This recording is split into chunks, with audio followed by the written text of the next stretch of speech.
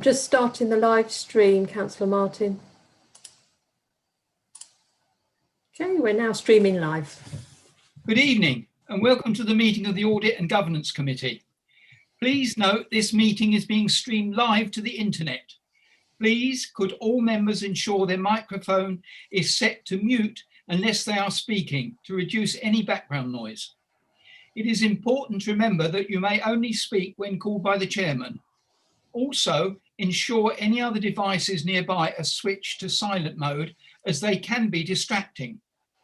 Please can all members keep their video on at all times, and if a councillor does lose connection, the meeting will be paused for a period of 3 minutes to allow that councillor to rejoin the meeting.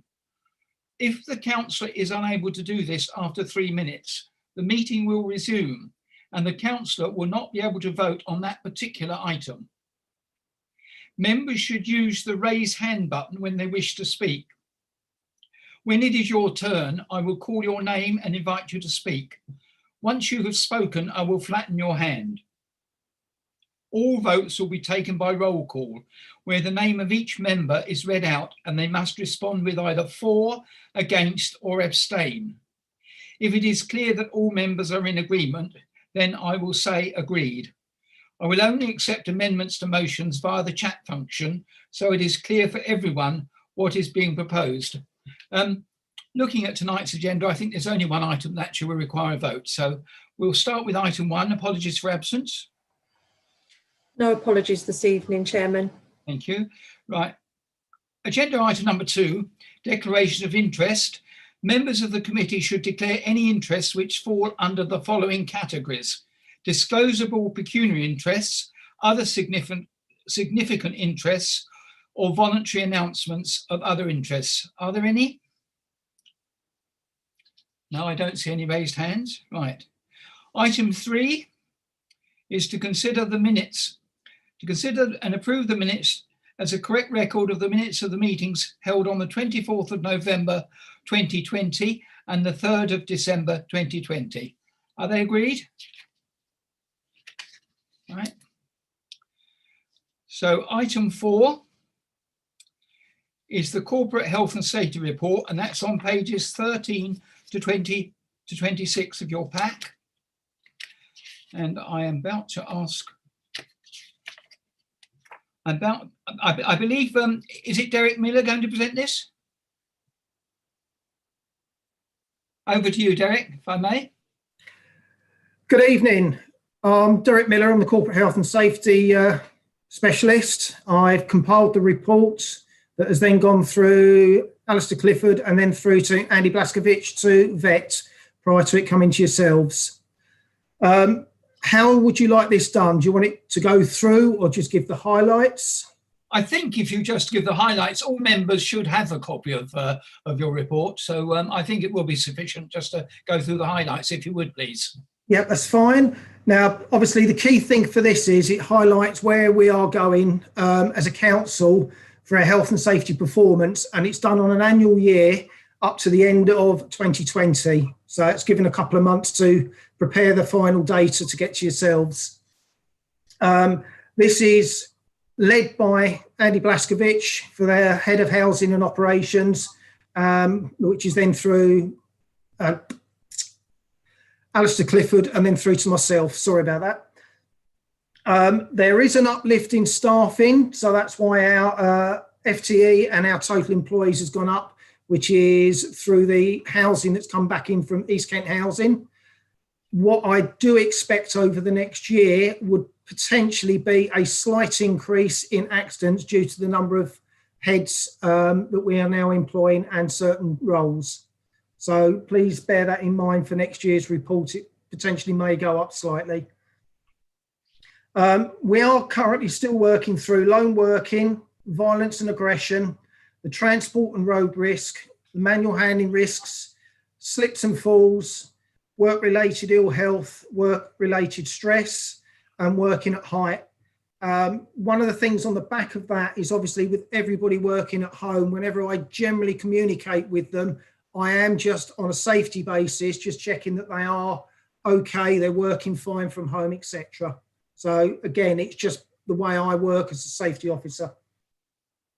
With the COVID pandemic sweeping the world in the last year, health and safety has been paramount to keeping our staff and community safe. Considerable work has been done in the background, ensuring that our risk assessments, operating procedures, and all our colleagues are as safe as can be to undertake their roles if they are out in the public. Key areas that we've also worked on in the background is abuse, aggression and violence, the management of contractors, the personal protective equipment and health surveillance. And again, the personal protective equipment, PPE, has been paramount for us managing our colleagues out with the members of public and any house visits that various teams have had to do. The training, some of the areas have taken a little bit of a back step because obviously our providers are not been going out and doing the training this year. For example, that will be things like the first aid training and some of the other ones. So there is a backlog for some of our training to go ahead on that. And that's in the process of being planned in the next 3 to 4 months with our colleagues that are behind and the additional ones we require. There is a table further down that goes through the type of courses. So I have managed to conduct some fire warden training because we've had some changes within the Civic Centre with only being a very small handful of staff there. So I've had to train some others that are based more on site or they rotate on site. So that's been underdone under, excuse my wordings. And the other thing that was also conducted, there were only 7 driving assessments done, and that was in the short period of time that we weren't in lockdown, and that was being guided by central government. Manual handling, that has been done. There was 30 of those. That was primarily the grounds maintenance teams. Handling difficult customers, first aid at work, safeguarding, grounds maintenance, safeguarding vulnerable people, asbestos awareness. None of those had any training, as I said, because the providers weren't coming out and doing the training and it wasn't an online option. Haveware monitoring, we had 5 new people that were trained to use that. However, we did have 94 inductions done, and that was mostly for the individuals that came in from East Kent Housing or the colleagues that replaced them. Fire safety, again, we've not had much go on with that because, again, the Civic Centre has been closed down with the exception of a few colleagues on site. So again, we've had no fire drills done over last year because, again, only a handful of staff. Once we start coming back and more people working in the Civic, they will be planned throughout the year. Fire safety for housing has not been included as part of the annual report. So again, if there is any available information, that can be passed on at a later stage. As I've already mentioned with the first aid, we do require some training ongoing. That's being planned. Meetings of the health and safety groups, again, that's something that we still do through the SCF and the operational meetings, which is generally every 3 months. And that's going to also incorporate the new housing team. That's in the process of being planned and scheduled for later in the year or later this spring.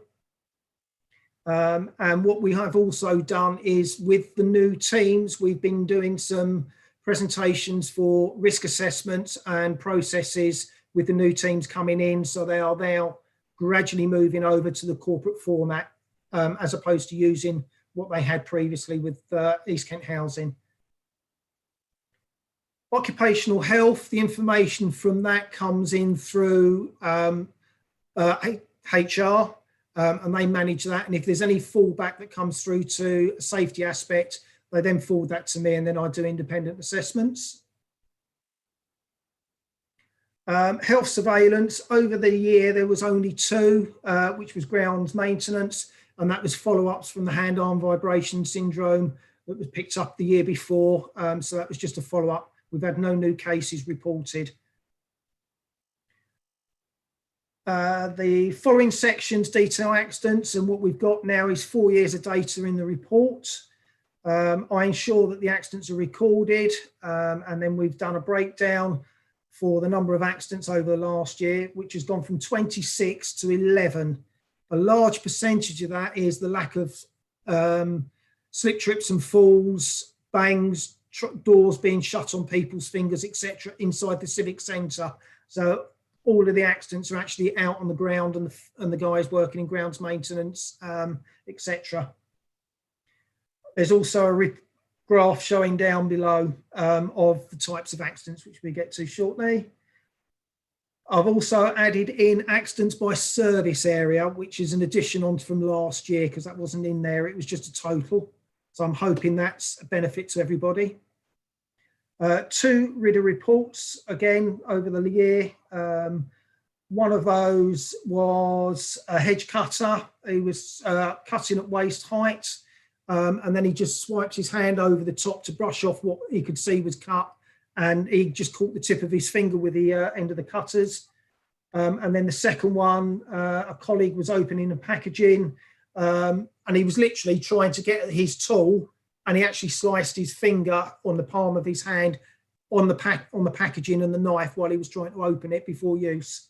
So that was a bit of a nasty cut. We've had 61 days lost, and that was due to those 2 accidents for the year. So that is an increase on the previous year. Accidents do still remain low. However, as I've said earlier, there is a slight increase in the number of recorded accidents. This is believed to be incurred in line with the drive on accidents, however small they are. So even if people are just nicking their fingers or slight cuts, we're encouraging them to report those accidents, which then encourage us to review our procedures to try and reduce any further accidents. We've got training and other interventions remain in place to address the areas of the highest injury.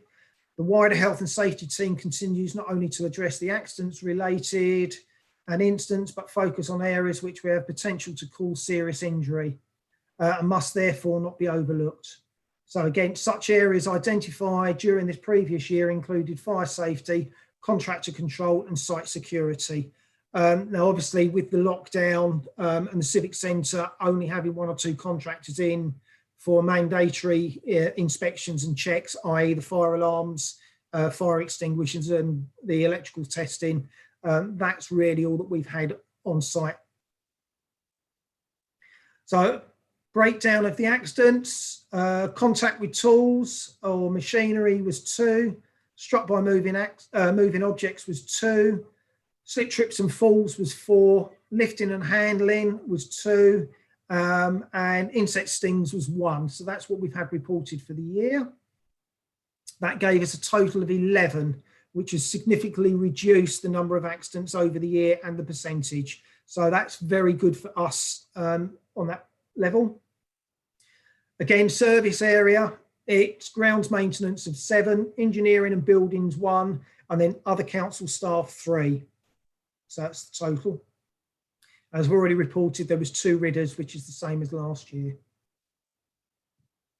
And the number of working days lost has gone from 30.5 days last year to 61 days this year. So it's doubled, but the same amount of accidents. That just signifies the severity of the injuries. What else have we got?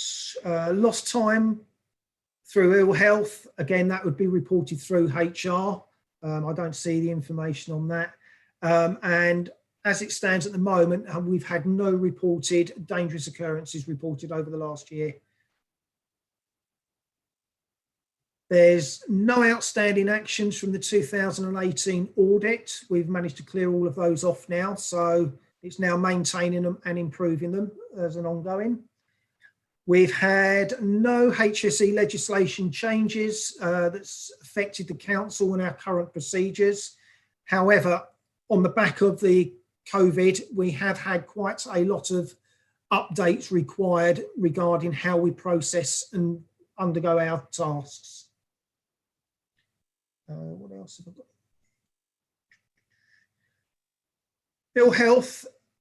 Health and safety actions for 21 and 22 and beyond. Review on the corporate health and safety procedures. I'm looking at that being over a 2-year programme. So of the 40 high-level procedures that we've got within health and safety, that's 1 or 2 a month, and they're being scheduled over a couple of years. So that's going to be ongoing. Revise the corporate guidance on fire safety and fire wardens. So again, once we know the level we're going to open the civic centre, that can be reviewed and adapted accordingly and amended. Revise the corporate guidance on Legionella management. Again, that will include all of our own run sites and all of the sites that we've got the tenants in that falls under the housing. Revise the guidance on asbestos management. Again, that falls under the same process. Deliver a health and safety training programme. I'm mainly working with grounds maintenance teams with that, because obviously that's the high risk area, so we're ensuring that they all get the relevant training and certification.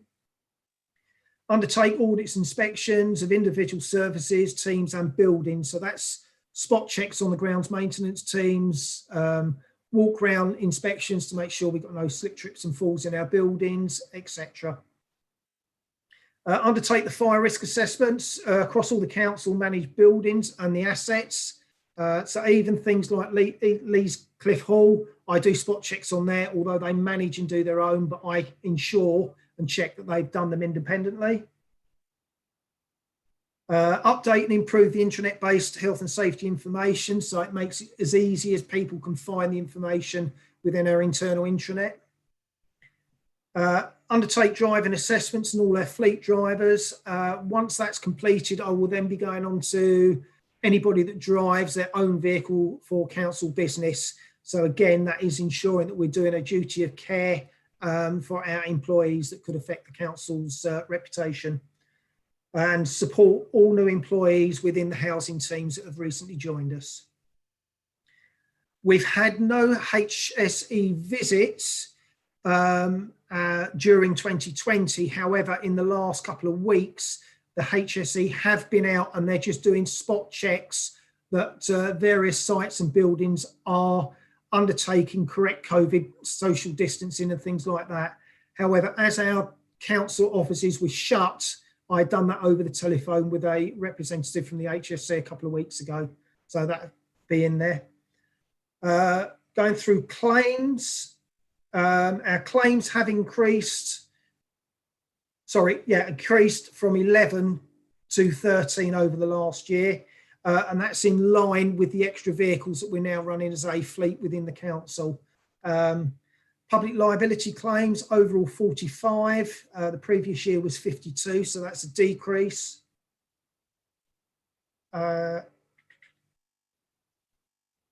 We've had one employee liability claim in 2020 that again is currently under investigation.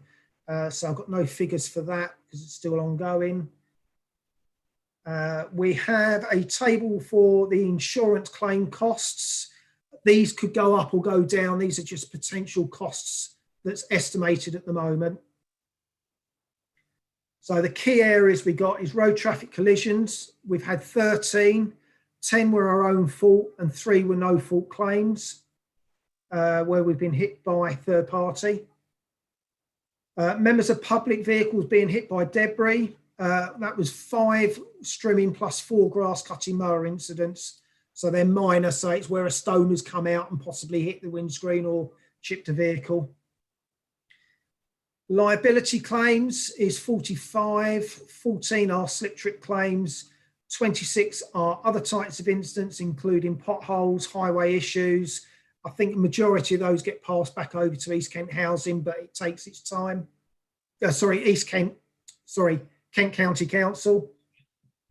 And we've had, as I said, 1 employer liability claim. There's been 17 property claims, 13 commercial claims, 9 HRA claims, 2 general fund claims, 3 from where the council are seeking to recovery from damage from third parties. So it's where they've hit our vehicle and severely damaged it. So that's where we're also working. So that's a total of 76 compared to 75 last year. So with the increase of employees, the increase of fleet vehicles, that's actually looking very good for us. The costs for motor claims is just over 11,000. Property claims just over 15, and public claims are just over 3. So that is an increase on the previous year. So it's the severity has gone up. So the overall conclusion, accident levels are positively slightly lower than the previous year and still very low for the type of work being undertaken within the council. This is a testament of the great work of all our officers, and especially the day in the life sections of the council. There's been 61 lost days caused by accidents for the end of the year and only 2 ridders for the year. A substantial effort has been made by all staff to ensure that we have been COVID compliant, keeping up with all the changing legislation. No COVID outbreaks have been reported directly linked to work undertaken by the council. A visit by the HSE to inquire about what we was doing was met positively by the HSE and no concerns. That's the telephone conversation I mentioned earlier. There has been a significant drive to have more proactive action approach to the health and safety within the council, which is led by the housing operations and operations lead specialist to support the corporate health and safety officer. This year has continued the previous year's work, but with 2 ridders and no dangerous occurrence, it's clear that we've still got work and must keep ongoing. And that is it from myself. Thank you for that.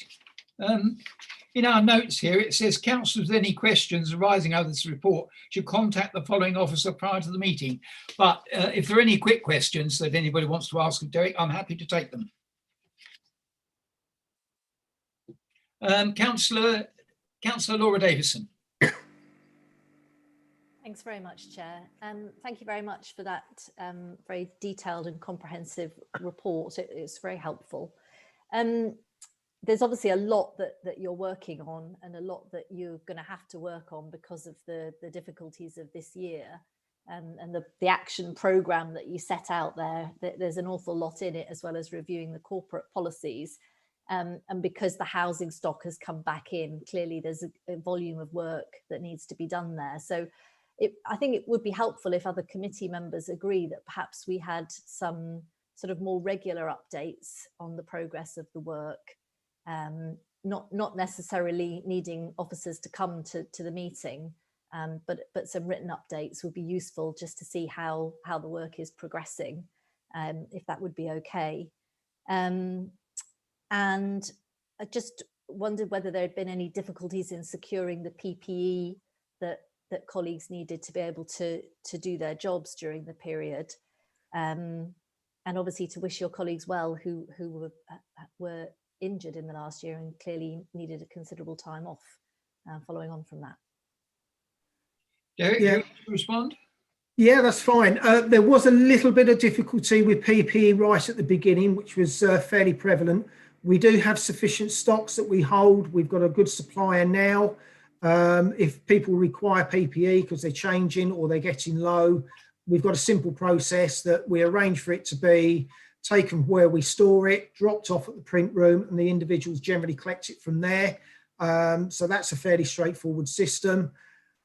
There are quarterly CLT reports regarding health and safety. So again, that may be something we might need to discuss with our CLT leaders and the directors, whether that gets passed on to yourselves as well, because there's general updating that on a quarterly basis. So that may be something that might need to be picked up then.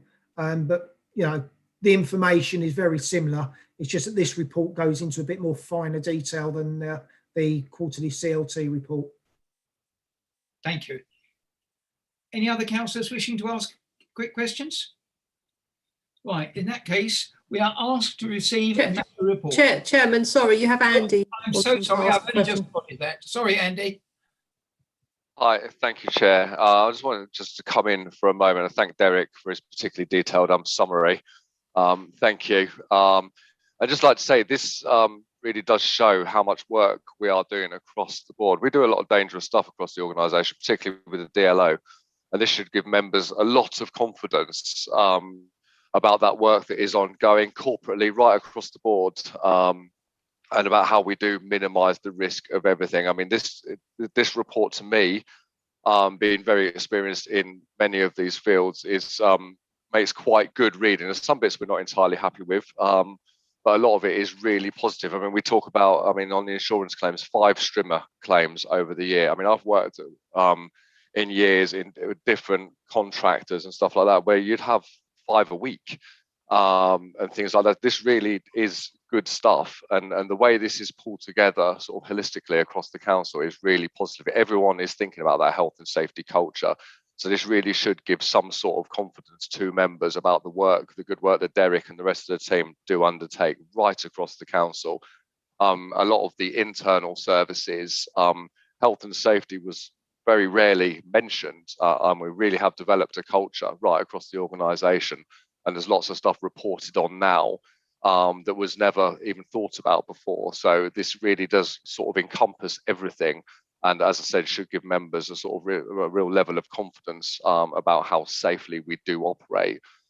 With regards to more regular reporting, if that is the view of this group, then we can discuss that as CLT. I mean, I know there's an annual report now, which is what we report on. Happy to still do that, but I'm happy to discuss with CLT colleagues about whether we bring that in on a more regular basis. But I just wanted to say big thanks to the team, and if there's any other questions that anyone does have, I'm quite happy to take those outside of the meeting. But as I say, 2 accidents, I mean, the 2 accidents that are reported here which lead to the lost days, one of them is down to complacency and one of them is down to something that someone shouldn't have been doing.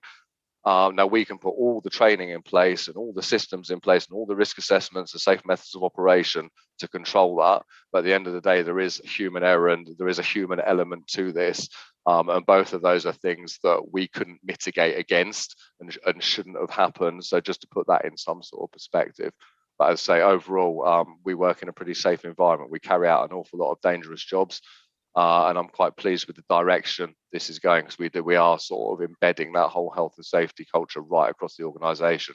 And further to that, there is an awful lot of work going on in the new housing service as well, which will further develop this culture. Thank you. Thank you, Andy. I'm sure we all share with you and would like to place on record our thanks, as you say, for such a comprehensive report. A job well done. And as I said a few minutes ago, before I didn't spot Andy's hand going up, we're just asked to receive and note the report. So you can all do that, and we will move on to... Sorry, Chair. Andy Vabin also got his hand up. Oh, that only just appeared on my screen. Andy, I do apologise. Not doing very well with these signals tonight. It almost seems to be hidden in whatever you've got on the background there. Yes, it's just a quick question, if I may. I think this format of this report is really good, and there's a lot of data in there, and having the trend there for the last few years is really good. And having the accidents broken down by service area really highlights where the potential issues are.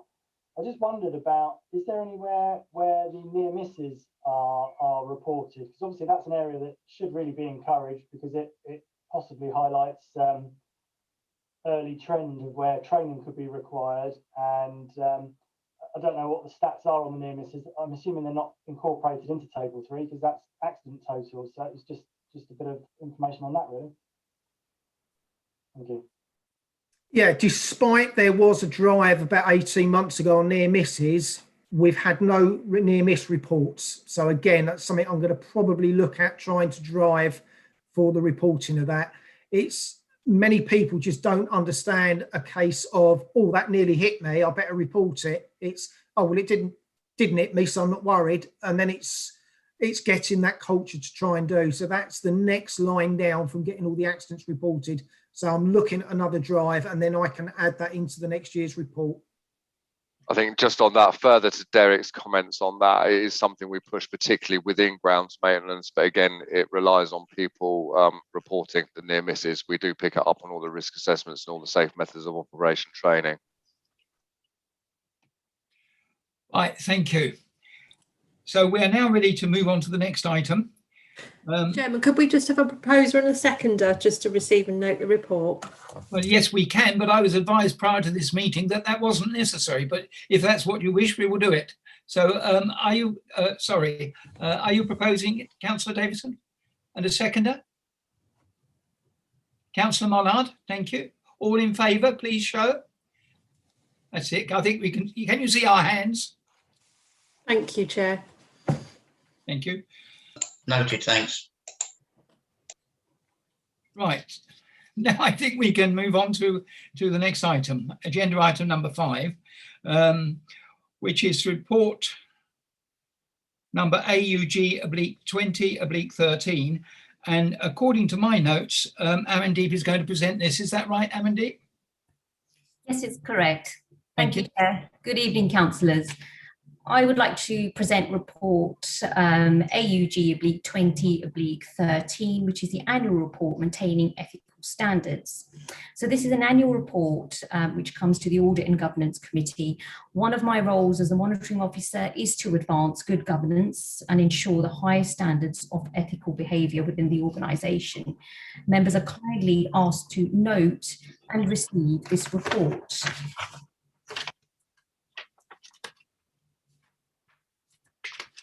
Standards lie, as you know, at the very heart of the organisation and determine how decisions are made. Paragraph 1.3 of your report, members, on page 28, sets out the key issues identified in the report. Now, I won't go through all the bullet points because no doubt you will have read the report beforehand. Therefore, members are kindly requested to note and receive this report. I am more than happy to answer any questions you may have. Does any councillor have any questions? Thank you, Amandeep. Does any councillors have any questions? In that case, can I have a proposal that we note and receive the report, please? Chairman, you have Councillor Davison with her hand up. It's not even showing on my screen. I'm sorry, I don't know why, but she's not even on my screen here. I also tried waving, but Yeah, I don't know why she's not on my screen. But anyway, well, hopefully you can hear me, Chair. yeah, I can now. Yes, thank you.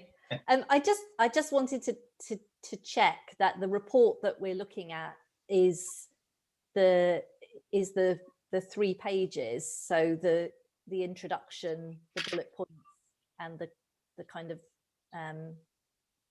the comments part of it. There isn't a separate report that goes into detail about the particular bullet points that are listed. So, for example, about the complaints in more detail, or about the dispensations, what dispensations exist at the moment, or the process around those things. Because I just had some queries around it, but I just wanted to make sure that I hadn't missed something. Of course, happy to answer your question, Councillor Davison. It does seem like a rather odd report. It is a very short report, and what you have before you is the correct version of the report.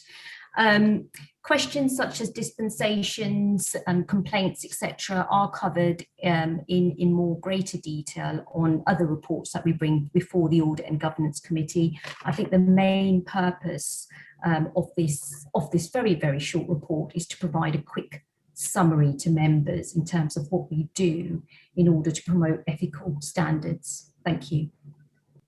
Thank you. Right, I'm not missing anybody else, am I? So now, may I have a proposer that we note and receive the report?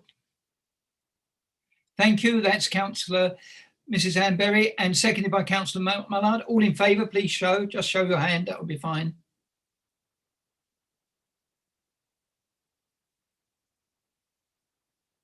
Can you see that? Yep. Thank you. Right, now we move on to agenda item number 6, which is report number AUG/20/18, Local Code of Corporate Governance. And I believe, Andeep, this is over to you again, if I may. Thank you, Chair. So this is the report relating to the Local Code of Corporate Governance. This is an annual report and is obviously slightly longer than the previous report. It is necessary for this committee to adopt a Local Code of Corporate Governance for the current year. As you know, members, this is a slightly more comprehensive report. I won't obviously take you through it, or because no doubt you have read it, but I will obviously highlight the main bits for you. This code is derived from the guidance of SIPFA and SOLACE, which provides guidance on delivering good governance in local government framework. The code is divided into 7 main segments or sections. The 7 core principles, which are outlined on page 32, paragraph 2.2 of your report. Now, all 7 core principles are explained in more further detail in Appendix 1 of your report, which obviously runs from page 35 to 43 of your report. Obviously, I won't go through each of the 7 core principles because no doubt you will have read them beforehand, but as before, I am more than happy to try and answer any queries you may have. Thank you. Thank you, Amandeep. Any questions, councillors? I'm making sure I'm not missing any raised hands this time. I've now seen you. Thank you. Councillor Laura Davison. Thank you, Chair. I was trying to just make sure that you could. A well-placed job, yeah. Thank you for the report. I just had a couple of questions on it. So in the main body of it, under the different headings A to G, under heading A, the first point there talks about the core values for the council and its officers, which are listed as one team, thinking ahead, performance counts, and customer first. I just wanted to check kind of where those originate from as values, and are they kind of values that are reviewed or discussed, and where does that sort of take place?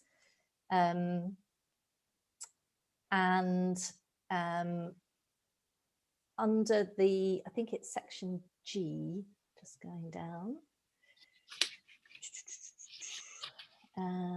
which is implementing good practices in transparency and reporting to deliver effective accountability. And the different sections in there.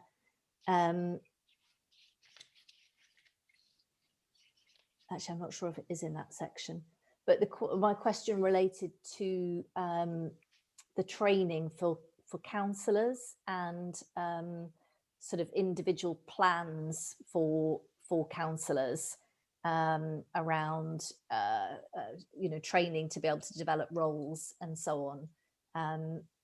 Have you got, how many of those are in place at the moment on the back of this report? I'll find the reference and come back in. Thank you, Councillor Davison. I will try and answer both those questions to the best of my ability. So the first question you ask about the core values, we've had the core values that you mentioned on page 37 for quite some time. As far as I understand, although Councillor Davison, please do give me the time to confirm this, but as far as I am aware, these are obviously core values that both CLT and cabinet members decided upon, and no doubt you would agree they are values that would be shared by both officers and members. Thinking ahead, performance counts, customer first, and one team. Good members and officers need to be able to work together. Now, your second question about training, obviously when members join the council, or even if they're re-elected, we do run quite a comprehensive training programme for members.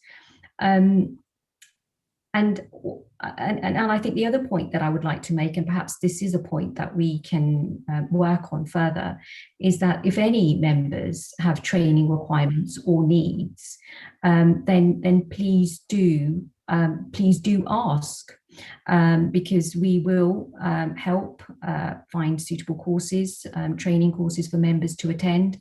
It's always, it's progression, it's learning. and developing skills that members may feel they need, depending on which committees they serve. So, the short answer is yes, we obviously provide, as you know, training for members across the board. But if there are any specific training needs, then please do ask either myself or any other member of CLT. Thank you. Chair, could I just come back in and give the correct reference for colleagues? Because I found it now. It's actually section E, and it's point 13, which talks specifically about personal development plans. That's what I was trying to gauge. How many personal development plans are in place, or can we look at that? I'm happy to come back on that. I don't have the details before me in terms of the current development plans that there may exist for any of the members, but certainly, Councillor Davidson, obviously I wouldn't be able to tell you about individual members' development plans, but if you want to have a conversation with me on this point, then I'm more than happy to speak with you about it outside of this meeting. Thank you. Thank you, Amandeep. Any more? Right, in that case, we are asked to receive and note the report and also to adopt the local code of corporate governance appended. I'm happy to combine this if the officers are okay with that. So can I have a proposal for that, please? I've got a proposer. I've got Councillor Mullard and a seconder. Councillor Mrs. Hanberry. All in favour, please show. Thank you.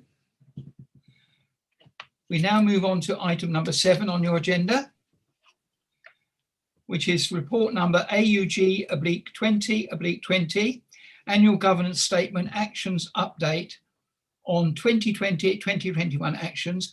And I understand that Gavin Edwards is going to take us through this. Is that right? That's correct. Thank you, Chair, and good evening, members. This report presents the current position on progress towards achieving the 2020-21 actions set out in the Annual Governance Statement. The action plan for this year was included as an appendix of the Annual Governance Statement for 2019-20 that was considered by this committee on the 30th of July 2020. Appendix 1 sets out progress against those actions. In section 2.2, which is page 46 of your pack, in addition to the formal action plan provided as part of this report, a number of steps have been taken on governance in relation to Otterpool Park, the housing service, and the new corporate plan, Creating Tomorrow Together 2021 to 2030. Thank you. Thank you for that. Are there any questions? Oh, yes, I can see Councillor Davison. Yes, I'm not missing you now. Please go ahead. I wouldn't want to go an item without asking a question, Chair. Thank you for the report. There were, just a couple of points I wanted to pick up. Bear with me while I find the right places. So I think it was in the previous year's plan about reviewing the Accelerated Delivery Board, and I think that's also in the current plan, as it were, or the new plan. So I just wondered where that was up to, as obviously it's been on the table for quite some time.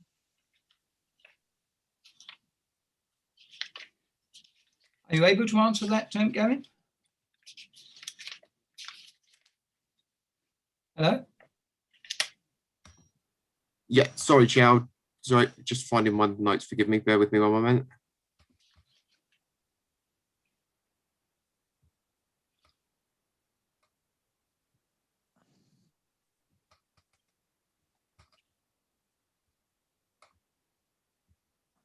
Sorry.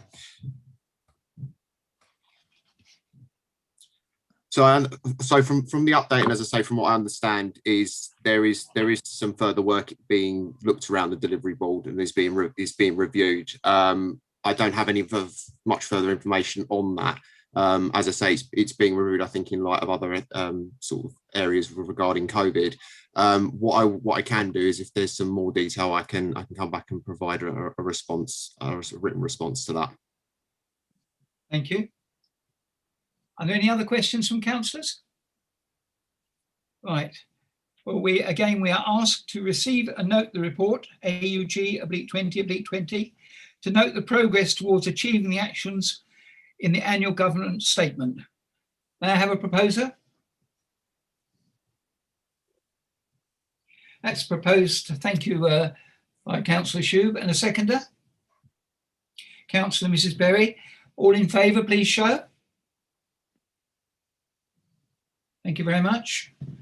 Right, so we can move on now to item number 8, which is report number in your pack, AUG/20/19, and it's the Grant Thornton update, and this is going to be dealt with by Paul Dossett. Thank you, Paul. Thank you, Chairman.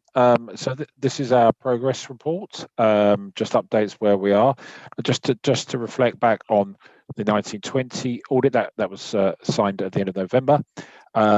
We've signed that completed the certification work on the grant claims as well. So they're all signed off related to that year. The only outstanding thing related to is the objection to the 18-19 accounts, which we are working with management on in terms of agreeing a process to take that forward. Looking forward to 2021, we've started our background review process, and we started to review the detail there. Yeah, so we're making progress, and we'll obviously be looking to do a detailed audit plan for the next meeting. Just one mistake in the progress report. It says there that we had on page 57, I think, of your pack, that we had a chief accountant's workshop, which we invited you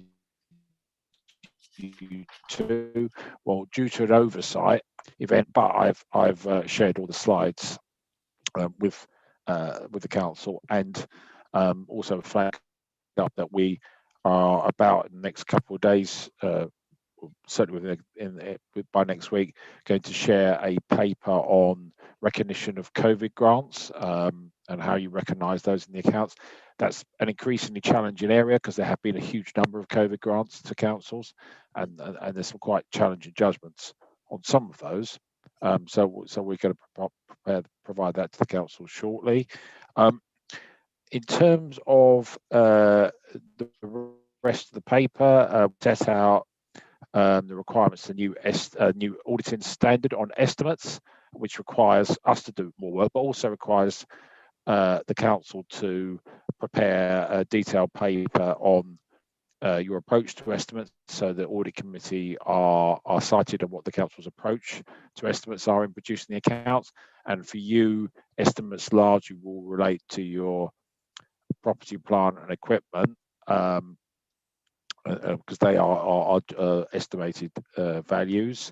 I think it's probably fair to say that that's going to be quite a big piece of work, and what it really relates to is that harking back to some of the corporate failures in audit, one of the things that the FRC identified was that audit committees were not made aware by management of their estimation process, and therefore there were often some very aggressive estimates in terms of collectability of debts, etc., that the audit committees weren't aware of. So there's now a mandatory requirement that audit committees fully understand the basis on which any estimates in the accounts are made. So you'll have to receive that paper from management in due course. And then the final bit of my report really relates to the new value for money code, which starts for 2021 and replaces the previous code where we were required to give a sort of binary conclusion, unqualified or qualified, with a review of financial sustainability, governance, and economy efficiency and effectiveness. And for all of those three areas, we're required to give you an assessment of your performance from an audit point of view, and bring those all together in a report called the Auditor's Annual Report. and to reflect our perspectives on those, and to make recommendations where appropriate. That's all I wanted to say, Chairman, and obviously happy to take any questions. Thank you, Paul. Are there any questions, councillors? Councillor Rebecca Shue. Thank you. I just wondered whether you could say anything more about maybe how much more work there's still to do on the objection to the 2018-19 accounts. Any idea on progress on that? Yeah, so we're near the end process of that. We're just discussing some documents that we need to consider with management. So I'm hopeful we'll be able to resolve that issue within the next couple of weeks. So I think, you know, we're at the sort of I'd say 85% stage in terms of completion. Thank you. Thank you. Any other councillors wishing to ask any questions? No, I don't think I've missed anybody. So we are asked, the recommendation, we are asked to note and receive the report. And I'm advised that we do have to take a vote on all of these issues. So can I have a proposer there, please? That's proposed by Councillor Mrs. Berry, and a seconder. Councillor Mullard, thank you. All in favour, please show. Thank you very much. So we now move on to item 9, which is report number AUG 20/14, which is the annual report of the Audit and Governance Committee. And I understand that Amandeep is going to present this for us. Thank you, Amandeep. Thank you, Chair. I'd like to present item number 9 on page 75 of your report, which is the annual report of the Audit and Governance Committee. This report is for your information and for members to note. The report summarises the achievements of the Audit and Governance Committee against the terms of reference for the period of 1st of April 2020 until the 31st of March 2021. Obviously I won't go through the report verbatim, but I will highlight the main sections for you. Paragraph 1.2 of the report sets out the terms of reference of the Audit and Governance Committee. Paragraph 2.1 to 2.9 sets out in further details the role of the Audit and Governance Committee, which obviously covers the audit function and the governance role of the committee. Paragraph 2.9 sets out the audit work that the committee has carried out, and that's listed in the bullet points. Paragraph 2.10 deals with the appointment of the independent member, which of course all you members were involved in. And moving on to paragraph 3, the terms of reference for the governance part of this committee is set out in paragraph 3.1. And also the nature of the work considered by the committee is set out in paragraph 4 of your report. Again, members, I'm happy to answer any queries you may have. Thank you, Amandeep. Any questions, councillors? Yes, I have Councillor Laura Davison. Thanks very much, Chair. Thank you for the report. It was really just to try and get a bit more information about the complaints that are referenced in the report. I think at point K, it talks about receiving quarterly reports on the number and the nature of the complaints received and actions taken. And I think this makes reference to the fact there were 17 code of conduct complaints in the last year. Could we have some more information about how those complaints break down and what the outcome of those complaints was and any actions arising? Amandeep? Yes, of course, Councillor Davison, happy to. So yes, I mean, as the report has mentioned, there have been 17 code of conduct complaints. I can, Councillor Davison, if you would like, after this meeting, provide you with a better breakdown. But it is, as you can imagine, a combination of complaints, against district councillors and parish councillors. The complaints can be lodged by either members of the public or fellow councillors.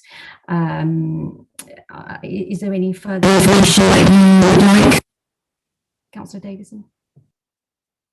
Sorry, you broke up slightly at the end there, but it would just be helpful to know what the whether any of the complaints were upheld or not, and any actions that were arising from that. Happy to, Councillor Davison. The vast majority of complaints that are lodged with me are not investigated. From memory, again, Councillor Davison, I'm more than happy to provide you with firm information after this meeting. I believe that there is one ongoing investigation, which obviously I cannot speak about because it's still ongoing, but there was another investigation which found no breach of the Code of Conduct. Thank you. I now have Councillor Rebecca Shube to speak, to ask a question. Yep. Thank you. Just to pick up on that, so am I understanding correctly that it says in this report we should be receiving quarterly reports on the number and nature of these complaints? So apologies if I have missed something in the past. Is that something we can expect to see in future? Mandy? To answer the question, Councillor Shube, you actually raise a very good question. In my opinion, as the monitoring officer, if there is a breach of the Code of Conduct, then I am required to report it to the Audit and Governance Committee. So that would be reported to you as members. Now, I appreciate that there is a reference to quarterly reports, but I don't think it's absolutely clear as to what exactly that means. I'm happy to be guided by members on this point. If you were to say to me that, Amandeep, as MO, we do want quarterly reports regardless of whether or not there's a breach, then obviously I'm happy to do that. But likewise, you may say to me, no, Amandeep, we only want to know if there's been a breach of the code, and then obviously you need to report it to us. So I'm happy, it can be done via email if you prefer, members, but I'm happy to receive your thoughts on this point. Thank you. Councillor Davison, did you have your hand up for another question? No, I'm fine, Chair, but just to say, I think it would be helpful to receive those quarterly updates on complaints lodged, which would be my kind of reading of the point. By email, I think would be best, Amandeep, yes. Happy to take that on board. Councillor Mrs. Berry? You're muted.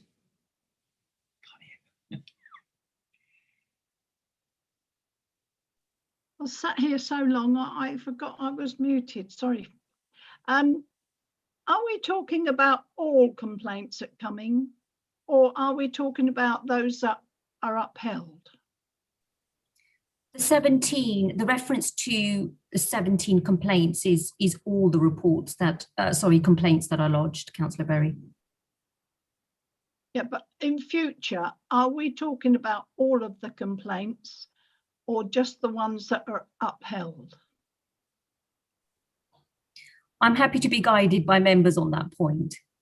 If there is a breach of the Code of Conduct, then I do, and I am required to report it to the Audit and Governance Committee.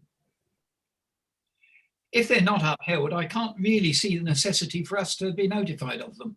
If they may be spurious complaints. So I think I get what Councillor Berry means, is that, as I've just said, that we only need to be notified if they've been upheld.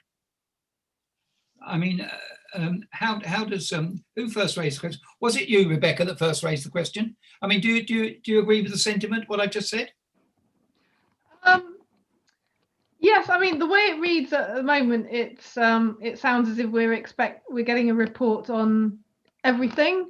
I mean, I think I unless it does create a lot of work, I can't see a great issue if we have just a report that says there were 17 complaints, none were upheld. I think at some point we're going to get the total of complaints, the total number. So what's the problem with saying they're not upheld? I'm just thinking. But yeah, go on. Councillor Laura Davison, round 3. Well, I mean, just to support what Councillor Shube is saying, really, I think it would be helpful to get that picture through the course of the year, because it just helps us to monitor within the role and the remit of the committee what's happening in relation to complaints. Can I ask Amandine, whether she feels it's necessary for us to have a list if they've not been upheld? Right. Okay. Thank you, Chair. I'm happy to outline the position. So, if I summarise it in a nutshell, if a breach of the Code of Conduct is found, then I would always report it to A&G. If there is no breach of the Code of Conduct, then I would not bring it to A&G, because there would be no reason to do so. I think what all your questions relate to is, can we have a quarterly report on how many complaints you receive and how many are being investigated? And if that is your request, then I am more than happy to do that for you. But what that report will not have, and I would not put that in the report, is a breakdown of each complaint and what it relates to and who submitted it, etc., because that would be incorrect to do. The only thing that I would do is provide you with a summary of, complaints received and how many were being investigated. Of course, if there is a breach, then further details would be provided to the Audit and Governance Committee. Thank you for that, Andy. As our legal monitor, I think you've expressed that precisely what we need to know. So we will obviously accept that. Thank you very much. Now, before we move on, are there any more questions? In that case, we are asked to receive and note the report AUG 20/14. May I please have a proposer? Thank you, Rebecca. And a seconder? And seconded by Councillor Mallard. Thank you. All in favour, please show. Thank you. Right, we can now move on to the next agenda item, which is agenda item number 10 on pages 81 to 102. This is report number AUG 20/15. It's the internal audit progress report from the head of the East Kent Audit Partnership. And I understand that Christopher Parker is going to take us through that. Yes, thank you, Chair. Good evening, members. The report before you on page 81 is the regular update of internal audit work that's been completed since the last committee meeting. If I can direct you to page 85, this shows the summary of the reports that have been completed. You'll see from the table there were 6 reports that have been undertaken. The assurance levels coming out as 2 of substantial, 2 reasonable, 1 limited and 1 not applicable. The housing compliance direction of travel was the limited review. And if I can take you to page 91, 89, this gives you a summary of the work that was undertaken. And also on page 89, it shows you a table of the different aspects that were looked at as part of that review and the individual assurances given. There is also on page 91 a management comment from Mr. Holman, the Assistant Director of Housing.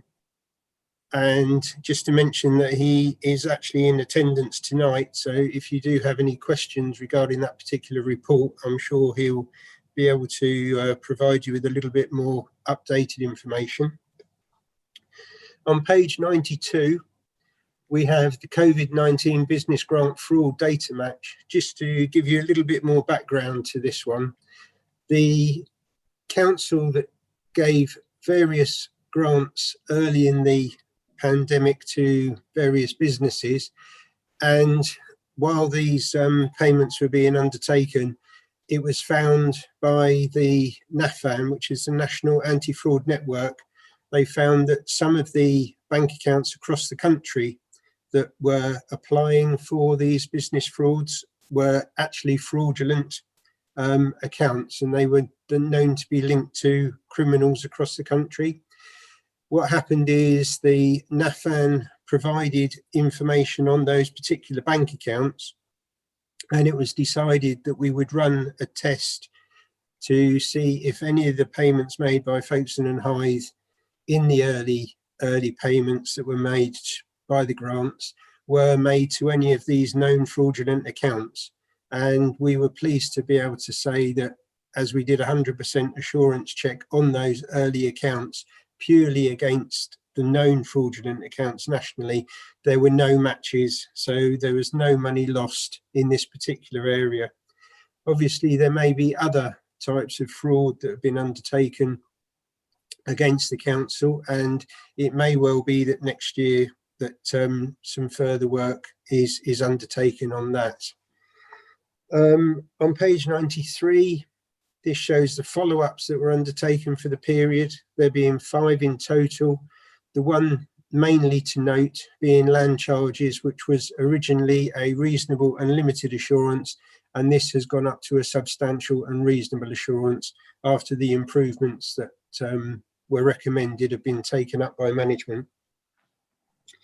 On page 96, this just reminds committee of some of the reports that are awaiting follow-up, which were a partial or a limited assurance, just to show that they don't go out of sight.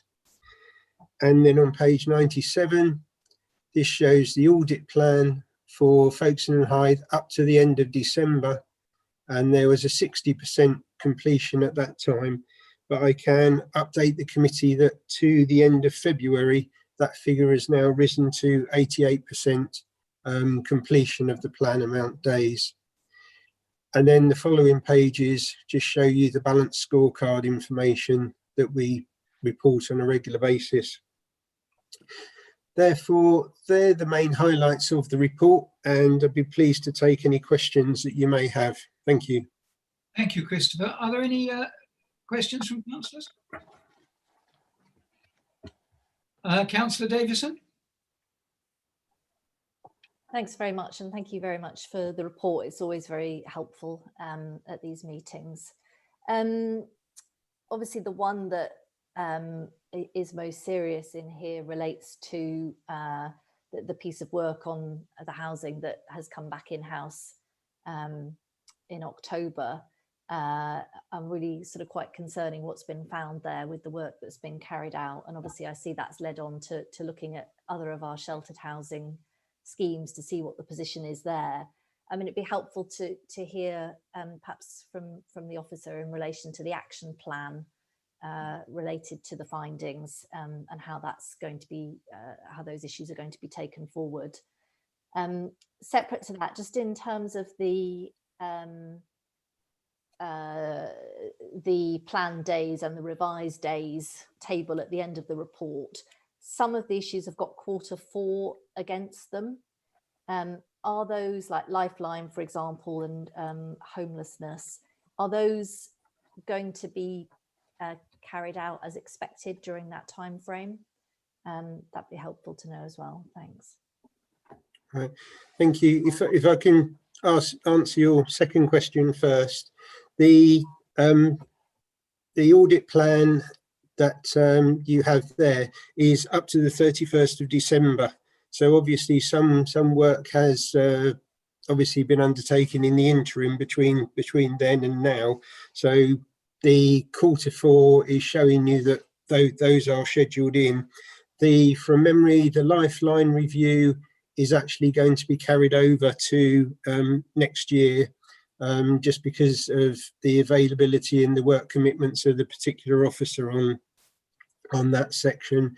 And the homelessness, we have actually just decided to rechannel that slightly, and that is going to just look at the rent deposit scheme at the moment, and homelessness will be picked up again in 21-22. So that will be coming back to you at a slightly later time. The first question regarding the housing report, if I could perhaps defer that to Mr. Holman, and hopefully he will be able to give you more of an update than I can. Thank you. John Holman, can you update? I can hear you, Chair. Thank you very much, members.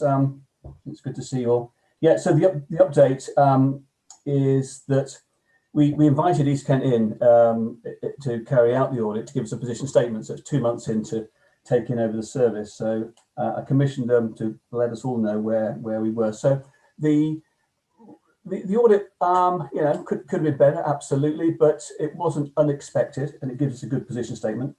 We've used the audit, which is a sample survey of the schemes, and we've now surveyed all of our shelter schemes, and we have an action plan where we're now working through the various items. So items included things like fire doors potentially not closing. They included some kettles, for example, that didn't have electrical inspections. Some things were quite minor, and that's why the housekeeping area that was audited has got such a low mark. Once we've got those areas in order, and now they're carried out through inspections by the independent living managers, that will also boost some of the other areas. Next steps are to ask the auditor to come back in and look at the work we're doing. They've already looked at 2 schemes and they were happy with those. We want to get them back in to look at some more complex schemes, so the schemes with lifts and kitchens and more communal areas, and probably expecting to do that in the next month. So we're gradually working through the action plan. We've got our own people checking the work that's doing. We're recording everything. We have a management process where it's updated. The actions are updated weekly.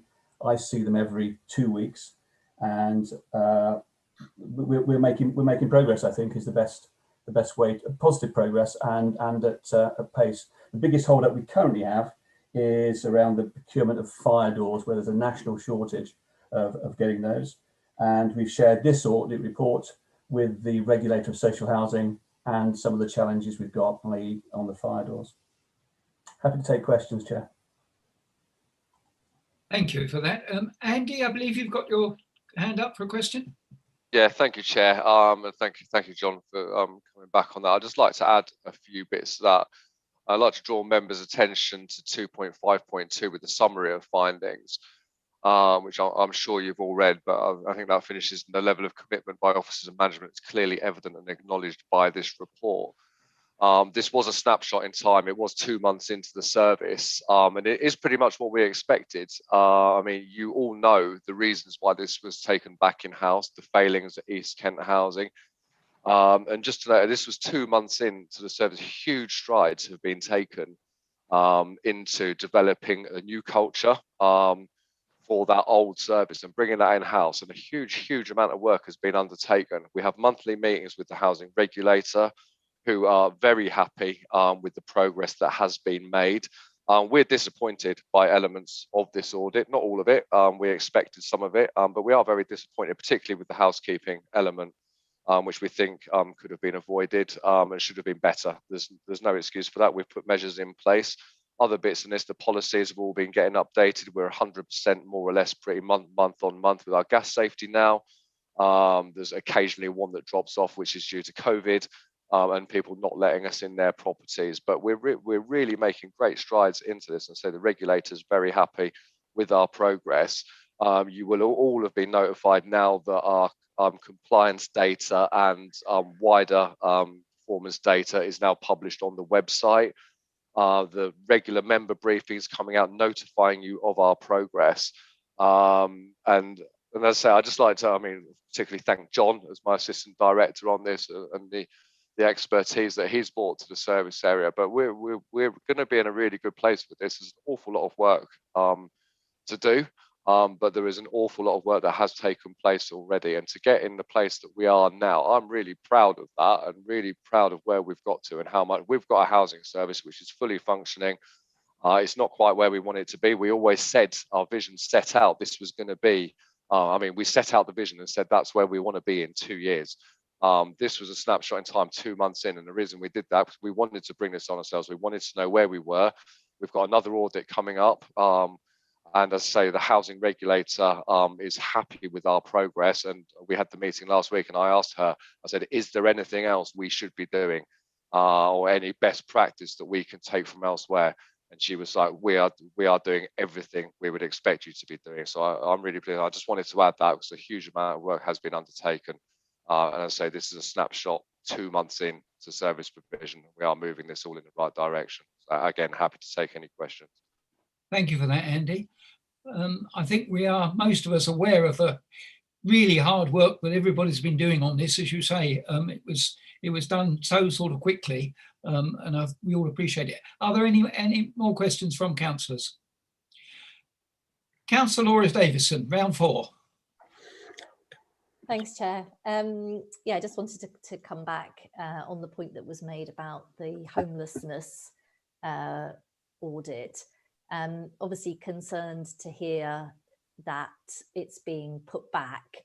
I didn't quite catch till when, but would like to urge that obviously it's undertaken as soon as is possible, because it is a really critical issue that we need to look at for the district.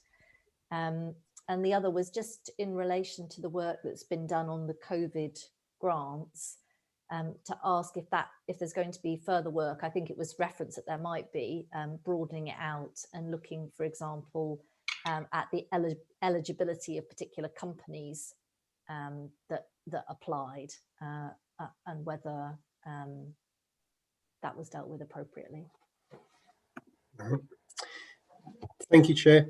Yes, in reference to the homelessness, we did have it down for about sort of February, March time, and I've just recently been in touch with the relevant officers regarding that, and the reason it has been slightly put back is due to the amount of work that the team are doing at the moment, and obviously they're with the pandemic and everything else, we can understand that they are slightly under pressure. So as I say, it has been agreed to do an element of that particular audit, which is just to concentrate on the rent deposit scheme at the moment, but the rest of the homelessness system will be undertaken in the 21-22 year, and you will be seeing a report coming to you at future council, at future committee meetings. That was that question. Sorry, what was the second question again? Whether or not there's going to be a broader look at the COVID grants and the eligibility of particular companies when they applied for those, auditing that process basically. Yes, thank you, Councillor, for clarifying. Yes, that is something that has been muted. We do have some time in the plan regarding business rates, and it had been raised that potentially that time may be used to be looking at some of the COVID business grants that have been done. That is something that we'll be discussing with the relevant managers when we set up the brief for the work. And again, the work that we undertake on that will be coming to future audit committee meetings. Thank you for that, Chris. Any more questions? Right, so again, we are asked to receive a note report AUG 20/15 and to note the results of the work carried out by the East Kent Audit Partnership. May I please have a proposer? Thank you, Councillor Laura Davison, and a seconder, please. Councillor Shue, thank you very much. All in favour, please show. Thank you. Right, now we move on to item 11, which I believe it is the last item on the agenda tonight. You'll find it on page 103. Agenda item 11, report number AUG/20/16. And this is the draft internal audit plan. And again, Christopher, I believe you're going to take us through this? Thank you, Chair. It'll be me this time. Sorry, I can't read my own writing. Sorry about that. Well, there are two C Parkers. It's easily done, easily done. We're not related either. Well, thank you for saving the best till last, members. Here we have before us a plan of work for the forthcoming 12 months. Of course, it is best practice for the Audit and Governance Committee to review and assess the annual internal audit work plan. And the purpose of this report is to help you through that process. It is a draft and it is for your comment and input. I'll just briefly kind of overview the process that it's gone through to get it to this stage. In addition to us working with managers and looking at your corporate risk register, your service plan objectives and the risks that have been identified against those objectives, our own assessment of those systems and processes, what we know about the council and what we know about through our own profession where things do go wrong. It's obviously an opportunity to see that those things, where they've gone wrong elsewhere, aren't able to happen here. And all of that sort of risk assessment process feeds into our view. Naturally, we haven't the sufficient resources to look at every area every year, and this is a process really to prioritise those resources. Page 105 and 106 of the report also takes the other view, which is helpfully provided by our profession, the Institute of Internal Auditors, and they take a national sort of horizon scanning view of and produce a list of the top 10 risks. Through 1 to 10, I won't read them out individually, but what I want to assure you, members, is that we have considered each of these top 10 risks. And then we have determined whether we need to be looking or proposed an audit in 21, 22, or in subsequent years of the plan before you this evening. And on that note, I think it's also just helpful to remind members, whilst there is a plan showing 4 years in front of you on the appendices, we're only looking to approve the forthcoming 12 months with you tonight. The other years are there to show you indicatively that we can cover a cycle of audits in a strategic sort of period. Taking you further through the report to paragraph 3, in terms of context, in terms of benchmarking, yes, that's only our neighbours in Kent, but it's useful for you to be aware that the 400 days is the Kent average, and the council's well positioned with 350 days proposed in its plan. And then paragraph 4 effectively commends you, members, to approve the plan. So the plan itself is set out on pages 112 through to 115, and we're happy to take any comments. The recommendation, slightly different to most reports of this committee, this one is for approval, members. So over to you, and happy to take your comments. Thank you.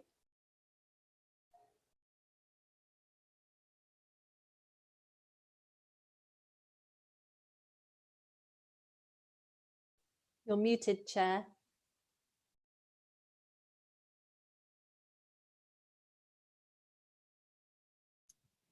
Can you hear me now? Right, your turn to ask a question. Thanks, Chair. Thanks very much for the report and for the presentation of the report. There was a few sort of issues that I thought of when I was looking at this, and I feel slightly that it's not ideal to be kind of bringing them at the meeting where we're looking to approve the plan. Ideally, you know, it probably would have been helpful to have had the opportunity to feed the suggestions in a bit earlier, and maybe that's something that we could look at for the future. But given what we read in the earlier report about the sheltered housing, and the work that's been done on reviewing that since it came back under our control, would it be possible to look at making sure that the other areas that have come back under our control are looked at within a fairly short period of time, say over the next 2 cycles, rather than 4 or 5 years time, because obviously some of these have perhaps not been looked at in the way that we would have wanted previously, and we've got an opportunity to kind of focus on that. The other area that I wanted just to ask, because I couldn't see where it featured, was about housing options. Does that feature in the plan anywhere? I couldn't quite see where it would fit. And then just under the governance side of things, there is a line that says corporate/governance and audit committee. Who kind of audits our audit committee, and is that something that would be looked at in the cycle? Because I can see there's sort of 35 days planned in. I assume that is just the normal functioning, but I just wondered where that sits. And also the council has developed some working groups over the last couple of years, which is a kind of new part of the way that the council is working. And I wondered if that would fit somewhere into the plan as a review as to how those groups are working. Thank you, Chair. Thank you for the questions. Hopefully I can take them in turn. At the foot of page 111 and through to 112, we have the subheading of housing systems. We're at the same principle there as we are with the general fund systems. We don't have sufficient resources to review all of those areas every year, and it's a question of prioritising those. I think it was remiss of me, members, to say in my presentation, this is a plan as at the 1st of April, really, for the year. It's likely to flex. It's possible and probable, as in any year, really, that something high profile will come to the fore and we'll end up substituting that work, quite rightly so, and pushing something less high profile back in the plan. And those changes, of course, are notified or brought to you quarterly in our reporting through our quarterly update reports. So this is our best guess based on what we know. Of course, we were Folkestone's auditors before East Kent Housing. We've audited East Kent Housing since 2011, and we're your auditors still going forward. So we do have a good history of those systems and processes, and that's why we've got the areas in the risk assessment that we have, and of course speaking with managers and the process that we've outlined with management team and the section 151 officer. So I think it is a bit of a warranty, really, or that we will potentially have to come to look at different areas, but these are the ones that we're setting out. Housing options, I believe, it's changed its name in our list of audits over the years, but I think it comes under housing allocations. So the sort of housing options and allocations, and that's near the bottom of page 112, was last looked at in 1920, due to be looked at in the future. So that's an area of concern. We could look to be thinking about bringing that one forward in the plan. Your question about working groups, generally speaking, no. We can have further conversations about what the risks are and whether we ought to be looking at that. That one hasn't been identified. And the corporate governance provision of time there is largely to do with writing reports, attending these meetings, running the training sessions, meeting with the section 151 officer. So really it's almost our overhead number of days for the behind the scenes operations. I think those were the questions, but I'm sure you'll let me know if I haven't answered anything clearly. Please do let me know. Thank you, Christine. Any other questions? I can't see any. In that case, we are asked, the recommendations are to receive and report and note report number AUG 20/16, and that members are also asked to approve the Council's internal audit plan for 2021-2022. May I please have a proposer? Thank you, Councillor Mrs. Berry, and a seconder? Councillor Mullard. Thank you. All in favour, please show.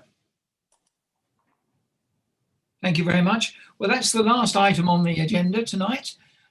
Thank you all very much for your attendance. Thank you to members, to officers and to representatives.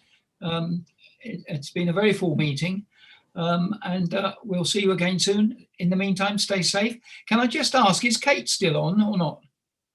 Yes, I'm still here. No, I'm still here, Chairman. When we close the meeting, can you hold on for a word with me, please? Yes, certainly. Thank you. Well, thank you very much. Good night to everybody. Thank you. Thanks, Chair. Thanks, everyone.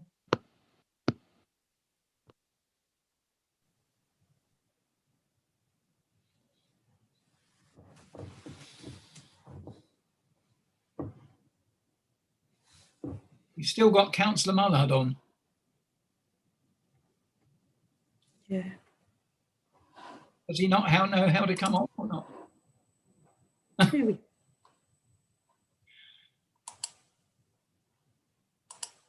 This is just a discussion. I wanted a quick one. Oh, thank you, Kate.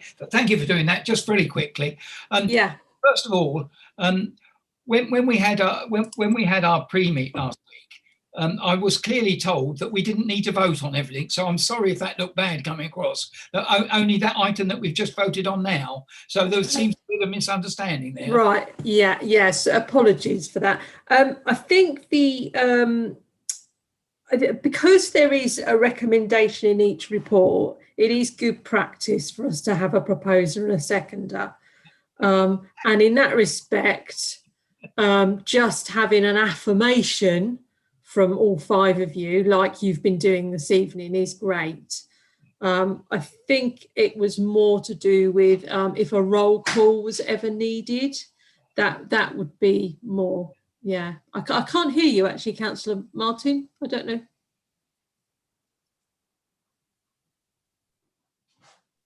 No, can you hear? That's better. That's better. Yeah, your mouth was moving and I couldn't hear you. Yeah. So if we look at the last minutes, you'll see that each item does have a proposer and a seconder, and I always think that's good practice, whether there is a roll call vote or not.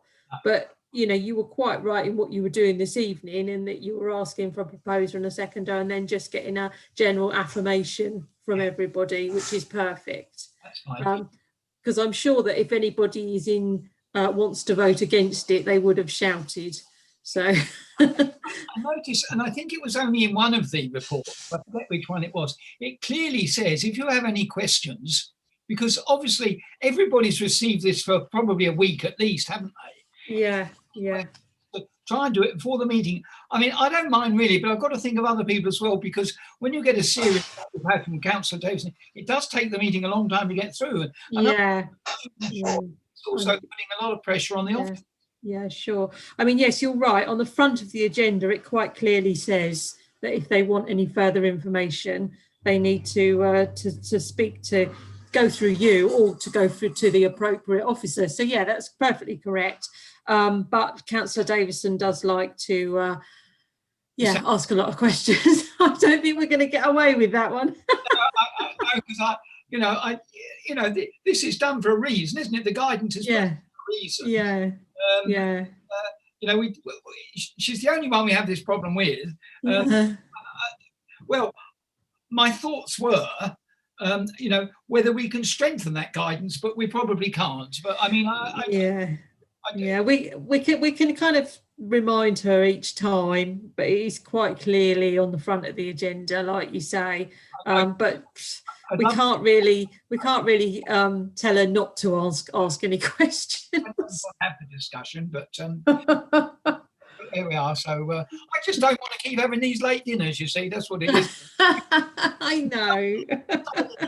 It's not. Well, I thought it went very well anyway, Councillor Martin. So well done for that. It went very smoothly. We seem to have, and I don't mind, but it's just seem to have more Zoom meetings than physical meetings. Yeah. Oh, just actually, while you're on, I know you say sometimes you struggle when you see people whether their hands are raised or not. Do you ever have the participants list up? Because that's a really good way. Oh, no, you're right. Sorry. That's your phone. Sorry about that. That's all right. That's all right. Just in case it's a family emergency. Hello? Yeah, sure. Hello? Oh, just hold on 1 second, can you? Sorry, Kate. No, is that... That's all right. Yeah. Yeah, that's yeah, all done. All done. Thanks ever so much.